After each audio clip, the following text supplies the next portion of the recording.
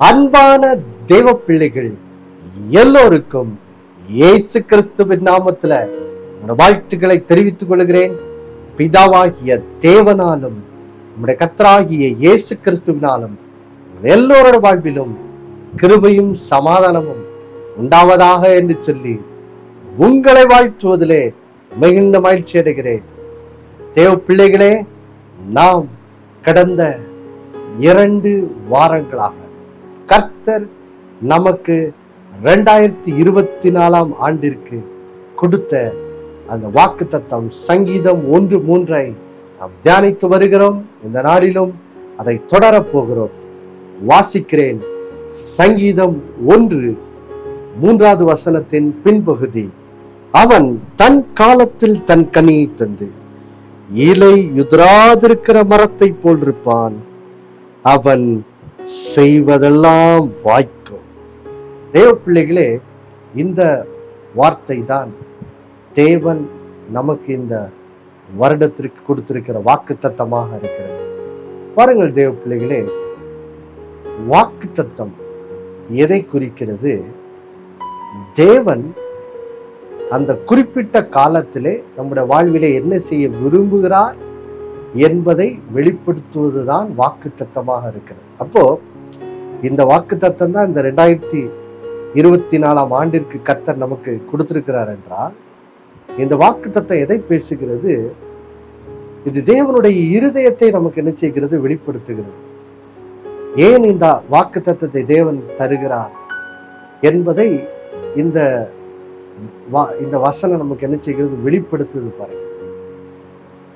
அப்போ கடந்த 2 வாரங்களாக நாம் தேவன் இந்த வாக்குத்தத்தத்தை அவர் ஏன் கொடுத்தார், அவருடைய அந்த இருதயத்தின் எண்ணம் என்ன என்பதை நம்ம கடந்த 2 வாரங்களாக இந்த வாக்குத்தத்த வசனத்திலிருந்து நம்ம என்ன செய்தோம்? தியானித்தோம். அது என்ன தியானித்தோம்? அது ஒரே வார்த்தையில சொல்லணும்னா அதுதான் பாருங்க. இந்த வாக்குத்தத்த வசனத்துல ஆண்டவர் மூலமா ஆண்டவர் நம்மகிட்ட பேசுகிற அந்த அவரோட சித்தமே என்னது? இந்த வருஷம் நம்முடைய வாழ்வு எப்படி இருக்குன்னா, தன் காலத்தில் தன் கனியை தருகிற மரத்தை போல் இருக்க வேண்டும். இதுதான் தேவனுடைய சித்தமாக இருக்கிறது. நாம் தேவனுக்கு மகிமையை கொண்டு வரும்படி கனி கொடுக்கிறவர்களா என்ன செய்ய வேண்டும்? இருக்க வேண்டும்.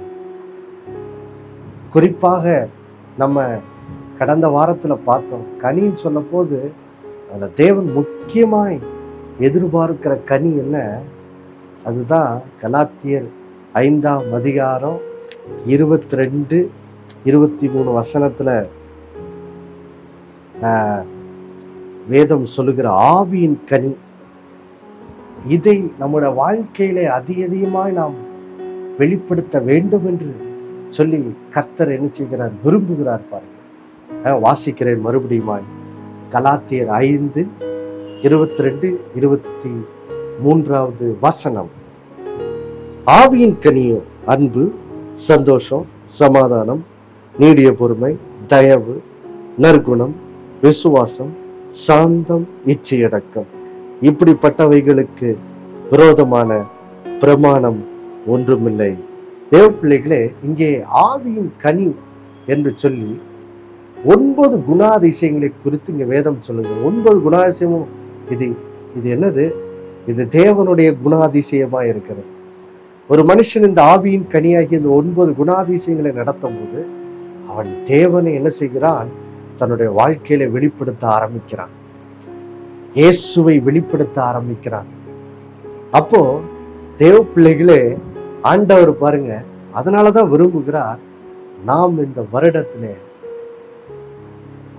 முக்கியமாக இந்த ஆவியின் கனியின் 9 சுபாவங்களை வாழ்விலே வெளிப்படுத்த வேண்டும் என்று தேவன் என்ன செய்கிறார்?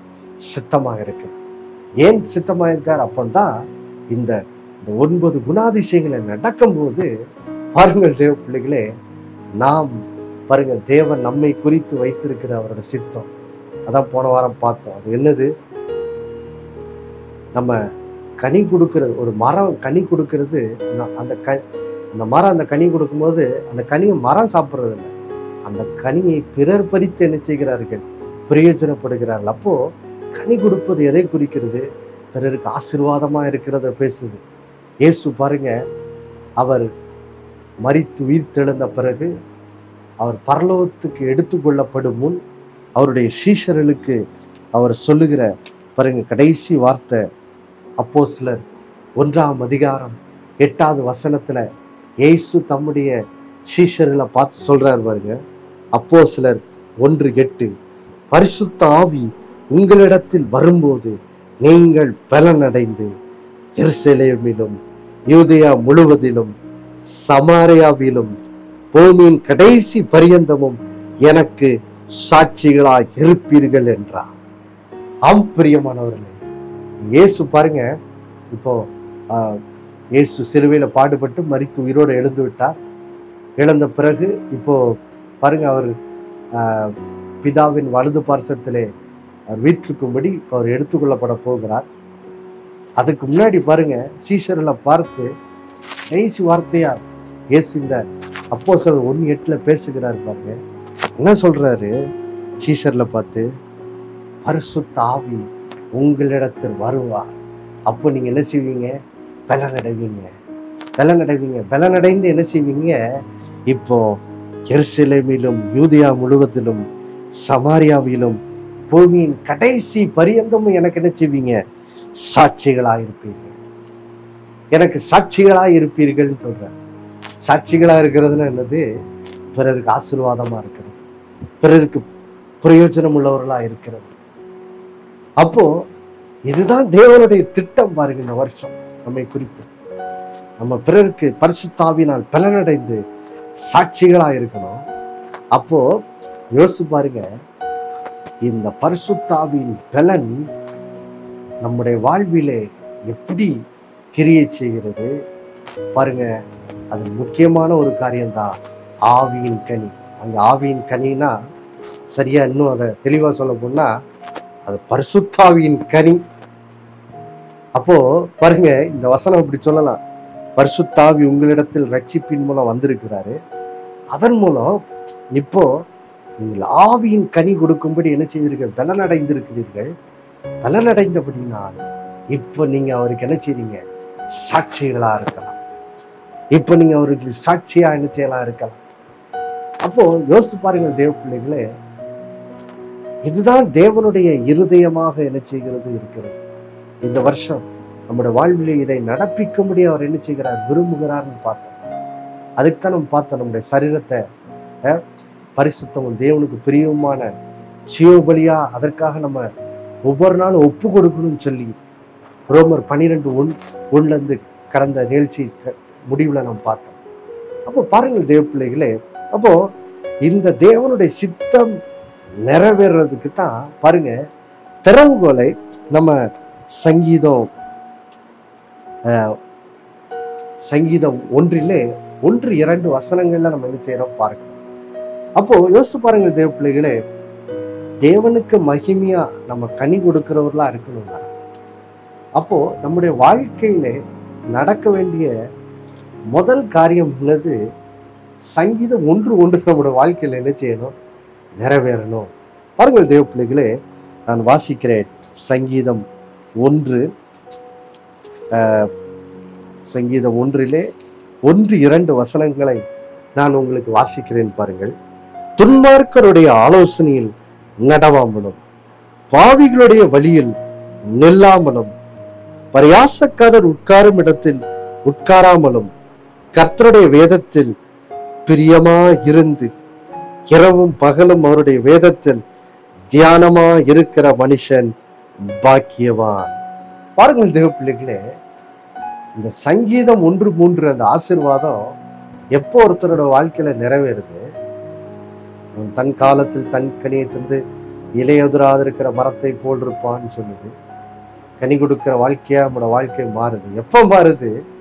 அதுக்கு திறவுகோலை இந்த சங்கீதம் 1:2 வசனங்கள் தான் பாருங்க. பாருங்க, இந்த வசனத்தினுடைய விளக்கத்தை தான் நம்ம என்ன செய்ய போறோம்? பார்க்க போறோம். பாருங்கள் தேவ பிள்ளைகளே, இப்ப நீங்க இந்த சங்கீதம் 1:2 வசனத்தின் பின்பகுதியில தமிழ்ல பாக்கியவான் அப்படிங்கிற வார்த்தை வருது. ஆனா தமிழ் மொழிபெயர்ப்புல இது 2வது வசனத்துலதான் வருது. ஆனா நீங்க ஆங்கில மொழிபெயர்ப்பு,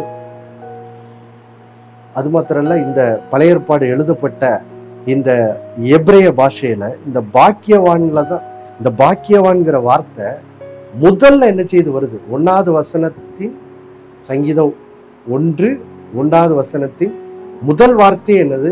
பாக்கியவான். Blessed is the man அப்படின்னு சொல்லி ஆங்கிலத்துல ஆரம்பிக்குது பாருங்க. அப்போ இங்க சங்கீதம் 1:1 ஆண்டவர் யார் பாக்கியவான்கள், யார் ஆசீர்வதிக்கப்பட்டவர்கள், யார் வாழ்க்கையில உண்மையான மெய்யான சந்தோஷத்தால் நிரப்பப்பட்டவர்கள் என்பதை குறித்து இங்க என்ன செய்கிறார்? பேசுகிறார் பாருங்க. அதை சொல்லிட்டு தான் யார் பாக்கியவான்ங்கிறத ஃபர்ஸ்ட் 1-2 வசனங்கள் என்ன செய்யறார்? விளக்குறார். யார் முதலாவது பாக்கியவானா? 1வது வசனத்தை தான் இன்னைக்கு, அதனோட விளக்கத்தை தான் இன்னைக்கு பார்க்க போறோம். யார் பாக்கியவானா? 1வது வசனம் ஆண்டவர் சொல்றாரு, முதலாவது பாக்கியவான் யாரு? அவன் துன்மார்க்கருடைய ஆலோசனையில் என்னது? நடக்க மாட்டான். பாவிகளுடைய வழியில் என்ன செய்ய மாட்டான்? நிற்க மாட்டான். பரியாசக்காரர் உட்காரும் இடத்தில் என்ன செய்ய மாட்டான்? உட்கார மாட்டான். இப்படிப்பட்ட மனுஷன் தான் முதல்ல பாக்கியவானா என்ன செய்யறான்? ஆரம்பிக்கிறான். அதாவது ஒரே வார்த்தையில சொன்னா, யோசேப்பு போல யார் பாவத்துக்கு விலகி ஓடுகிறார்களோ அவர்கள் தான் முதலாவது பாக்கியவான்களா என்ன செய்யறாங்க? இருக்கிறாங்க. பாருங்கள் தேவ பிள்ளைகளே, இந்த சங்கீதம் 1:1 ஒருவன் பாக்கியவானா இருக்கும்போது அவனோட வாழ்விலே காணப்படும் அந்த குணாதிசயத்தை தான் இந்த 1-2 வசனங்கள்ல சொல்லுது. முதல் குணாதிசயம் என்னது? அவன் பாவத்துக்கு விலகி ஓடுகிறவன், யோசேப்பை போல. 2வது சங்கீதக்காரன் சொல்றது போல தேவனோடு அவரோட வசனத்தை தியானிக்கிற மூலம் நெருங்கி என்னது? ஜீவிக்கிறவன். ஆனா இதுதான் ஒருவன் பாக்கியவானா இருக்கும்போது அவனோட வாழ்வில காணப்படும் குணாதிசயமா என்ன செய்து இருக்கு. ஆனா பாவத்தை விட்டு விலகி ஓடுகிறவனாய் ஒருவன் வாழ்க்கையில இருக்கணும். தேவனோடு அவரோட வசனத்தை இரவு பகல் தியானிக்கிற மூலம், அதுமேல் பிரியம் வைத்த தியானிக்கிற மூலம் தேவனோடு நெருங்கி ஜீவிக்கிறவனா இருக்கிற அந்த பாக்கியவான் எப்படிப்பட்ட அந்த குணாதிசயம் உடையவனாக அந்த மனுஷன் எப்படி மாறுகிறான்? அதை சங்கீதக்காரன் சங்கீதம் 32 என்ன செய்யறாரு? விளக்குறாரு பாருங்க. சங்கீதம் 32 1-2 வசனங்களால வாசித்தாதான் இந்த சங்கீதம் 1-2 வசனங்கள் நமக்கு என்ன செய்யுது? விளங்குது பாருங்க. இப்ப சங்கீதம் 32க்கு போவோம் பாருங்க. சங்கீதம் 32ல இந்த பாவத்தை விட்டு விலகி ஓடுகிற, கர்த்தருடைய வசனத்தின் மேல் பிரிய வைத்து அதை இரவு போலும் தியானித்து இப்படி தேவனோடு நெருங்கி ஜீவிக்கிற அந்த பாக்கியவான் நிறைந்த மனுஷனை அந்த சங்கீதம் 1ல பார்க்கிறோமே. அப்படிப்பட்ட குணாதிசயம் நிறைந்த மனுஷனா இந்த பாக்கியவான் எப்படி மாறினானா அதை இங்க சங்கீதம் 32ல சங்கீதக்காரன் இங்கே 1-2 வசனங்கள்ல என்ன செய்யறாரு? விவரிக்கிறார் பாருங்க. வாசிக்கிறேன். சங்கீதம் 32 சங்கீதம் 32 1-2 வசனங்கள். எவனுடைய மீறுதல் மன்னிக்கப்பட்டதோ, எவனுடைய பாவம் மூடப்பட்டதோ அவன் பாக்கியவான். எவனுடைய அக்கிரமத்தை கர்த்தர் எண்ணாதிருக்கிறாரோ, எவனுடைய ஆவியில் கபடமில்லாதிருக்கிறதோ அவன் பாக்கியவான். பாருங்கள் தேவ பிள்ளைகளே, எங்கே எப்படி ஒரு மனுஷன் பாக்கியவான மாறுறான்? எப்படி ஒரு மனுஷன் சங்கீதம் 1 சொல்றது போல துன்மார்க்கருடைய ஆலோசனையில் நடவாமல், பாவிகளுடைய வழியில் நில்லாமல், பரியாசக்காரர் உட்காரும் இடத்தில் உட்காராமல், கர்த்தருடைய வார்த்தையில் பிரியமாயிருந்து இரவும் போலும் அதை தியானிக்கிற அந்த மனுஷனா ஒரு மனுஷன் மாறுகிறானே, எப்படி அந்த மனுஷன் அப்படி மாறுகிறான்? அதனுடைய ரகசியத்தை பாருங்க. இங்க சங்கீதம் 32 1-2 சங்கீதக்காரன் விளக்குறான். ஏன் அந்த மனுஷன் அப்படி மாறினா? ஏன்னா அந்த மனுஷன் ஆண்டவராகிய இயேசு கிறிஸ்து தன்னுடைய பாவங்களுக்காக சிலுவையிலே மரித்து உயிர்த்தெழுந்தாரே, அந்த ரட்சிப்பை விசுவாசித்தவனாக என்ன செய்கிறான், இருக்கிறான். பாருங்க, அததான் இங்க வேதவசனம் சொல்லுது பாருங்க. சங்கீதம் 32:1 எவனுடைய மீறுதல் மன்னிக்கப்பட்டதோ, எவனுடைய பாவம் மூடப்பட்டதோ அவன் பாக்கியவான். எவனுடைய அக்கிரமத்தை கர்த்தர் எண்ணாதிருக்கிறாரோ, எவனுடைய ஆவியில் கபடமில்லாது இருக்கிறதோ அவன் பாக்கியவான். அப்போ பாருங்க தேவ பிள்ளைகளே, இங்கே ஒரு மனுஷன் எப்படி கர்த்தராகிய இயேசு கிறிஸ்துவை விசுவாசித்து ரட்சிக்கப்படும் போது அவன் எப்படி அவனோட பாவம் மன்னிக்கப்படுகிறது என்பதை குறித்து இங்க வேதம் என்ன செய்கிறது, விளக்குறது. அப்போ ஒரு மனுஷன் இந்த பாவ மன்னிப்பை பெற்றுக்கொள்ளுகிற மூலம் அவன் பாக்கியவானா மாறுறான்.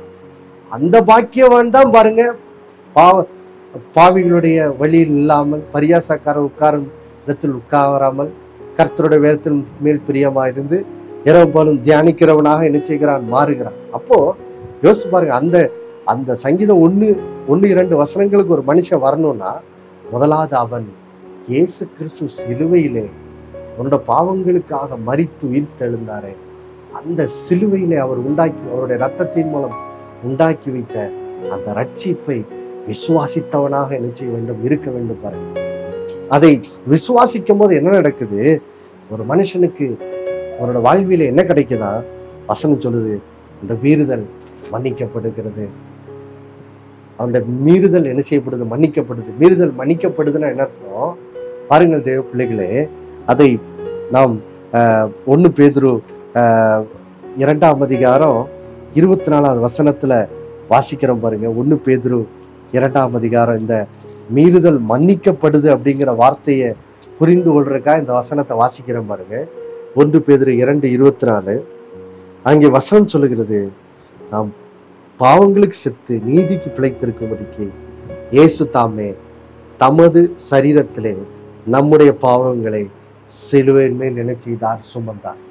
ஆம் பிரியமானவர்களே, அந்த இடத்துல பாருங்க, சங்கீதம் 32:1 எவனோட மீறுதல் மன்னிக்கப்பட்டதோ அப்படிங்கிற வார்த்தைக்கு அர்த்தம் என்னது பாருங்க, இயேசு சிலுவையில நாம எத்தனையோ பாவங்களை என்ன செய்தோன்னு அந்த பாவத்தை எல்லாம் அவர் தன்மேல் ஏற்றுக்கொண்டு அதை சுமந்தார். நம்முடைய பாவ பாரத்தை எல்லாம் இயேசு கிறிஸ்து சிலுவையிலே சுமந்தபடியினாலே இப்பொழுது வேதம் சொல்லுகிறது, நம்முடைய மீறுதல் நமக்கு இயேசுவின் இரத்தத்தினால் மன்னிக்கப்படுகிறது. ஏன் மன்னிக்கப்படுது? அந்த மன்னிக்கப்படுகிறது வார்த்தைக்கு அர்த்தம் என்னன்னா, அததான் 1 பேதுரு 2:24 வாசிக்கிறோம். இயேசு சிலுவையிலே தமது சரீரத்திலே அந்த பாவத்தை எல்லாம் அவர் சுமந்து அந்த பாவ பாரத்தை எல்லாம் தன்மேல் சுமந்து அதை ஏற்றுக்கொண்டபடினால இப்போ இயேசு சிலுவையில பட்ட அந்த பாடுகள், அந்த சிந்திய ரத்தத்தின் மூலம் பிதாவாகிய தேவன் நம்முடைய மீறுதல்களை என்ன செய்கிறார், மன்னிக்கிறார். அது மாத்திரமல்ல, பாருங்க வசனம் சொல்லுது, எவனுடைய பாவம் மூடப்பட்டதோ அவன் பாக்கியவான். ஆம் பிரியமானவர்களே, இயேசு கிறிஸ்து பாருங்க அவர் சிலுவையில சிந்திய ரத்தத்தினாலே இப்போ பாருங்க அந்த பாவங்கள் என்ன செய்யப்பட்டது, அவருடைய ரத்தத்தினால் மூடப்பட்டது. இது எதை பத்தி பேசுகிறது பாருங்க, பழைய ஏற்பாட்டு காலத்துல அந்த மோசேயின் ஆசரிப்பு கூடாரத்துல பார்த்தீர்கள் என்றால் எபிரேயர் 9ஆம் அதிகாரத்துல அதை நம்ம வாசிக்கிறோம் பாருங்க. எபிரேயர் 9 பாருங்கள் தேவ பிள்ளைகளே, அங்கே மோசேயின் ஆசரிப்பு கூடாரத்திலே மகா பரிசுத்த ஸ்தலம் என்று ஒன்று இருந்தது. அந்த மகா பரிசுத்த ஸ்தலத்துல என்ன இருந்துச்சா, நான் வாசிக்கிறேன் பாருங்கள் உங்களுக்கு. எபிரேயர் 9ஆம் அதிகாரம் 4வது வசனத்திலிருந்து, அதிலே பொன்னார் செய்த தூப கலசமும் முழுவதும் பொற்றகடு பொதித்திருக்கப்பட்ட உடன்படிக்கை பெட்டியும் இருந்தன. அந்த பெட்டியிலே மன்னா வைக்கப்பட்ட பொற்பாத்திரமும் ஆரோனுடைய தளிர்த்த கோலும் உடன்படிக்கையின் கற்பலகைகளும் இருந்தன. அதற்கு மேலே மகிமையுள்ள கேருபீன்கள் வைக்கப்பட்டு கிருபாசனத்தை நிழலிட்டிருந்தன. இவைகளை குறித்து விவரமாய் பேச இப்பொழுது சமயம் இல்லை. பாருங்கள் தேவ பிள்ளைகளே, அந்த மோசையின் அந்த ஆசரிப்பு கூடாரத்தில் உள்ள அந்த மகா பரிசுத்தலத்துல ஒரு உடன்படிக்கை பெட்டி என்ன செய்தது இருந்தது. அந்த உடன்படிக்கை பெட்டிக்கு ஒரு மூடி இருந்தது.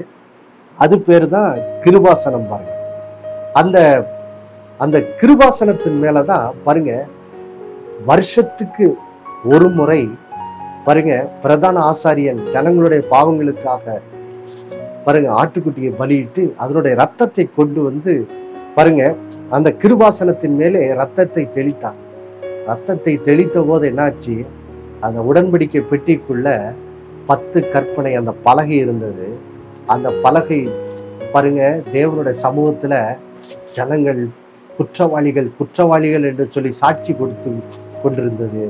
ஆனால் ஜனங்களுடைய பாவங்களுக்காக ஒரு ஆட்டுக்குட்டி அடிக்கப்பட்டு அதனுடைய ரத்தம் அந்த கிருபாசனத்தின் மேல் தெளிக்கப்பட்ட போது ஜனங்களுடைய பாவங்கள் என்ன செய்யப்பட்டது, மூடப்பட்டது.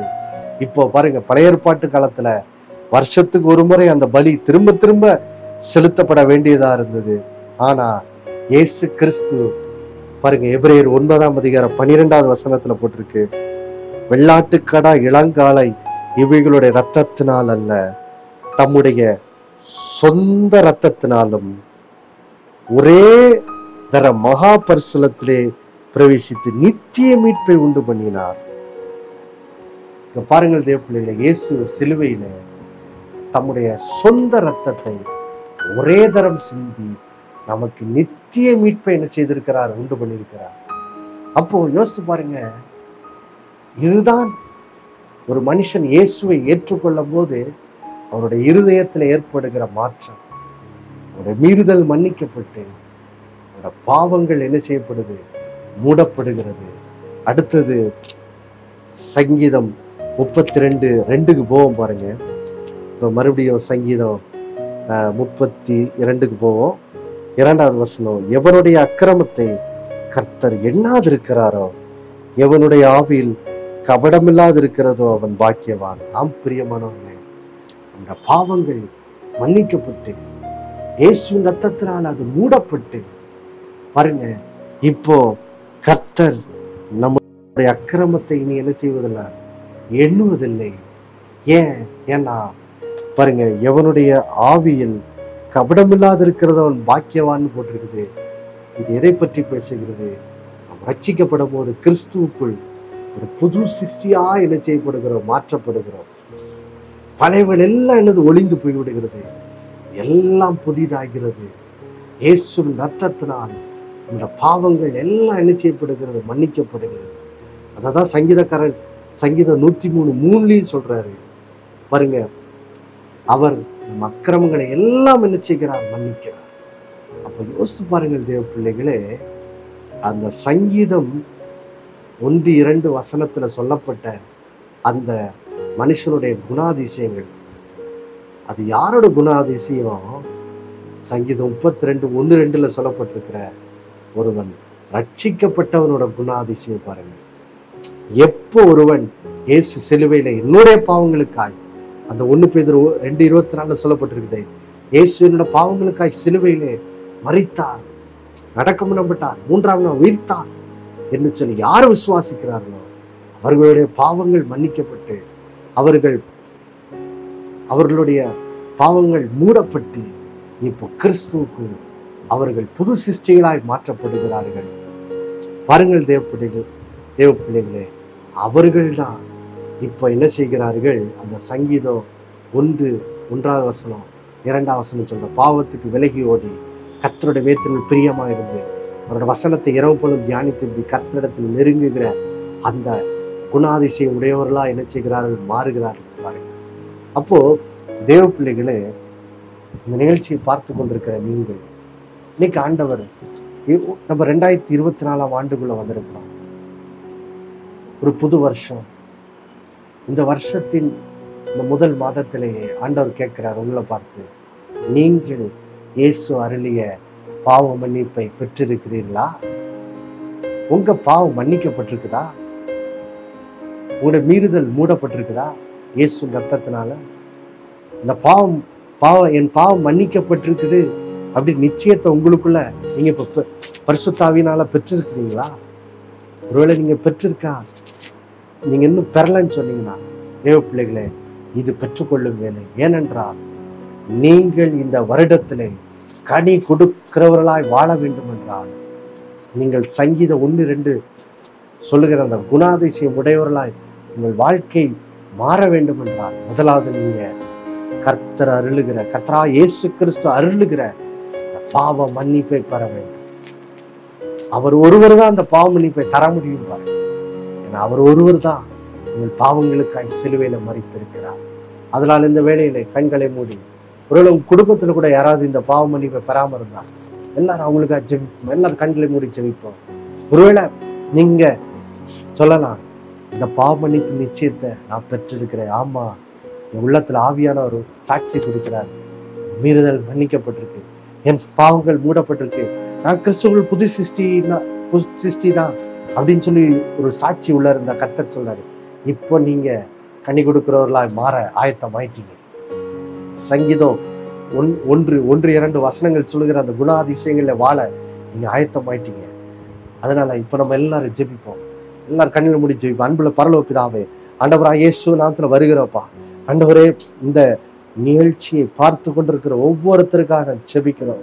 ஆண்டவரே, முதலாவது ஒருவேளை இந்த நிகழ்ச்சி ஆண்டவரே இந்த நாளில் இந்த நிகழ்ச்சியை பார்த்து கொண்டிருக்கிற ஒவ்வொரு ஜனத்திற்காக ஜெபிக்கிறோம். ஒருவேளை நீ கேட்ட அந்த வசனத்தின்படி சங்கீதம் 32:1-2 சொல்லுகிறது. ஆமா ஆண்டவரே, யார் பாவத்துக்கு விலகி ஓடி, யார் கர்த்தருடைய வசனமே பிரியமாயிருந்து அதை தியானிக்கிறவர்கள யார் மாற முடியும்? யார் சங்கீதம் 32:1-2 சொல்லப்போல யாருடைய மீறுதல் மன்னிக்கப்பட்டு யாருடைய பாவங்கள் மூடப்பட்டதா, யார் இந்த பாக்கியத்தை பெற்றிருக்காங்களோ அவங்கதான் அந்த ஆசீர்வாதம் சங்கீதம் 1 சொல்லுகிற அந்த ஆசீர்வாதத்துக்குள்ள பிரவேசிக்க முடியும் ஆண்டவரே. அதனால் இந்த நாளில் ஒருவேளை இந்த நிகழ்ச்சியை பார்த்து கொண்டிருக்கிறவர்கள் ஒருவேளை யாரெல்லாம் இன்னும் இந்த இயேசு கிறிஸ்து அருளுகிற இந்த பாவ மன்னிப்பின் நிச்சயத்தை, இந்த ஆசீர்வாதத்தை பெறாமல் இருக்காங்களோ, யாரெல்லாம் இயேசு தங்களுடைய பாவங்களுக்காய் மரித்து உயிர் தெழுந்திருக்கார் என்பதை யாரும் விசுவாசிக்காம இருக்காங்களோ, இந்த நாளிலே ஆண்டவரே அவருடைய இருதயங்கள் தொடப்பட்டு ஆண்டவராய் இயேசுவே என்னுடைய பாவங்களை மன்னியும் என்று சொல்லி அந்த பிள்ளைகள் எல்லாரும் இந்த நாளில் இயேசு நாமத்தை கூப்பிட்டு இந்த பாவ மன்னிப்பு நிச்சயத்துக்குள்ள பிரவேசிக்கட்டும் ஆண்டவரே. ஒருவேளை யாரெல்லாம் ஏற்கனவே இயேசுவை விசுவாசித்து இந்த பாவ மன்னிப்பின் நிச்சயத்தை பெற்றிருக்கிறார்களோ, இந்த நாளில் அவர்கள் தெரிந்து கொள்ளட்டும், அவர்கள் பாக்கியவான்கள், நீங்கள் தான் பாக்கியவான்கள் என்று கர்த்தருடைய ஆவியானவர் சொல்கிறார். ஆமாண்டவர், இந்த நாளிலே பரிசுத்த ஆவியினால் அவர்களுக்குள்ளே ஒரு மகிழ்ச்சி உண்டாட்ட. ஆமா, என் மீறுதல் மன்னிக்கப்பட்டு என் பாவங்கள் மூடப்பட்டிருக்குது, நான் ஒரு பாக்கியவான், நான் ஒரு ஆசீர்வதிக்கப்பட்டவர் என்ற ஒரு உணர்வு இந்த பிள்ளைகளுடைய இருதயத்தை நிரப்பட்டும். அதன் மூலம் இந்த வருஷத்திலே ஒரு கனி கொடுக்கிற வாழ்வுக்குள்ளே பிரவேசிக்க இந்த பிள்ளைகள் ஒரு இருதயம் ஆயத்தப்படுத்தப்படட்டும். அப்படி செய்ததுக்காக நன்றி. இயேசு கிறிஸ்துவின் நாமத்தில் வேண்டிக் கொள்ளுகிறோம் நல்ல பிதாவே, ஆமேன். மறுபடியும் அடுத்த வாரம் சந்திக்கும் வரை உங்களுக்கு நான் கூட்டுகிறேன். இயேசுவே ஆண்டவர். ஒவ்வொரு நாளும் அவர் மேல் விசுவாசம் வைத்து வாழுங்கள். ஆமேன்.